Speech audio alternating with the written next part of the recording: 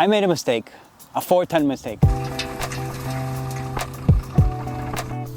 I bought this compost which has plastic in it, and it's not ideal, but you know, everybody's going to make mistakes. This was going to be the year I scale up production, the year that I put all the systems into place that I've learned over 6 years of working on this land.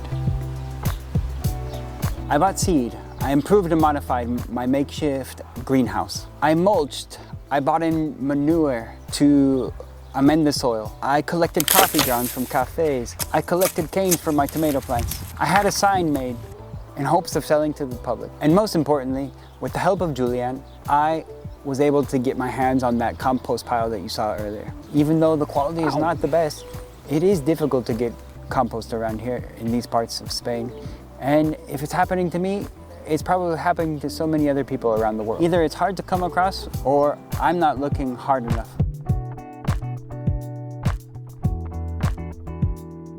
And I made no dig beds, and this happened. My tomato plants died. But don't worry, I still have 60 tomato plants well on their way. The harsh reality of YouTube Academy is that despite all of the hacks, the how-tos, the tips and tricks, they're all forgetting one thing. And that is that everyone's going to be at their own point for growing their own food.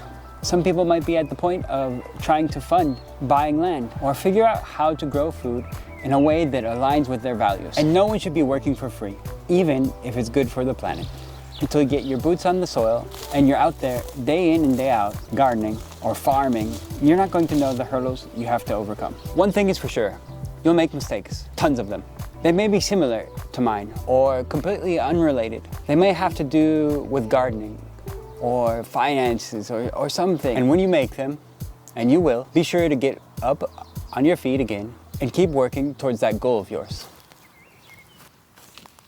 Like any endeavor, the complexities of doing is much more intricate than what it seems on the surface. In the information age, we are captivated by the how-to plans, the hacks, the tips, even though we may never put them into practice. School and industrialized society take the fun out of our ability to discover with genuine curiosity. As business owners, we often don't allow ourselves to be truly creative and deviate away from the sure thing, the latest trend that sells like hotcakes. In school, we hardly ever move away from theory, best practices, and there's nothing wrong with that. In fact, it's quite a necessary part of learning to learn the scaffolding of a given subject. But I'm sure the sweet spot is somewhere between methodical planning and discovery. As a teacher, I loved learning by doing and the act of discovering the day's lessons with my students. The unscripted reality of doing is beautiful and daunting at the same time. But if we learn to embrace the hurdles, the challenges, and keep our objective on the horizon,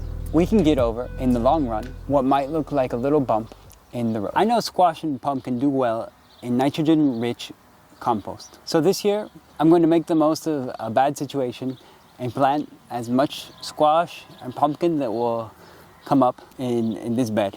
And I even made the mistake of trying to transplant squash before. And I learned that they don't like to be transplanted.